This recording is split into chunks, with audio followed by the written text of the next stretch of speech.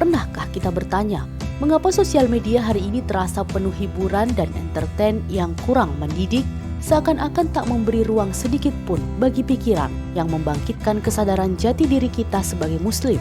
Padahal seringkali setelah menghadiri kajian dan mendapatkan pemahaman Islam yang menggerakkan hati, kita terdorong membagikan ilmu itu di media sosial. Sesaat kemudian, feed kita pun dipenuhi konten serupa. Begitulah algoritma bekerja, seolah mendukung padahal hanya mengikuti jejak klik kita. Namun cepat atau lambat, konten sampah kembali menyelinap, konten yang mengalihkan, meninabobokan, dan tidak mendidik. Karena faktanya dunia digital hari ini ada dalam genggaman ideologi kapitalisme. Negara-negara penguasa platform global mengatur algoritma demi dua agenda. Pertama, meraup keuntungan sebesar-besarnya membuat manusia terpaku lebih lama agar lebih banyak iklan yang ditonton. Kedua, menjaga eksistensi kapitalisme yang mengendalikan informasi. Disinilah persoalan besar muncul. Kapitalisme menyadari satu hal, yakni Islam kafah adalah ancaman terbesar bagi kelangsungan ideologinya. Maka berbagai mekanisme sensor pun dimainkan. Halus, sunyi, tapi mematikan. Shadow ban jadi senjata. Konten tentang syariah kafah, khilafah, ekonomi Islam, politik Islam, jihad, atau isu yang menyatukan umat seperti Palestina dibatasi, disembunyikan, bahkan dihapus. Mereka melabelinya dengan ekstremisme, seakan Islam yang mengatur seluruh aspek kehidupan adalah sesuatu yang berbahaya. Yang dibiarkan justru konten-konten Islami yang dipandang aman, seperti motivasi, akhlak, dan ibadah individu.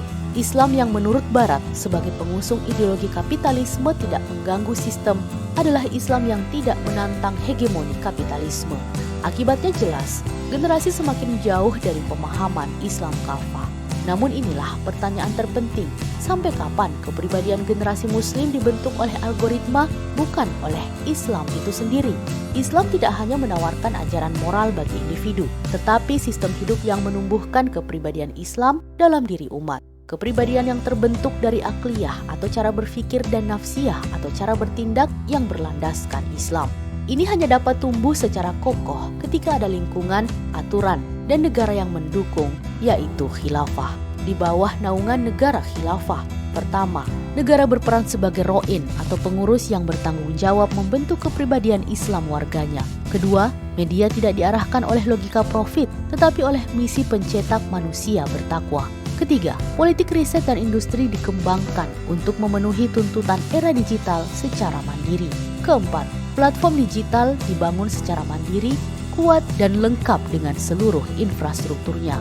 Dan kelima, pengawasan peredaran konten digital berjalan masif, memastikan tidak ada konten yang merusak moral dan pemikiran umat.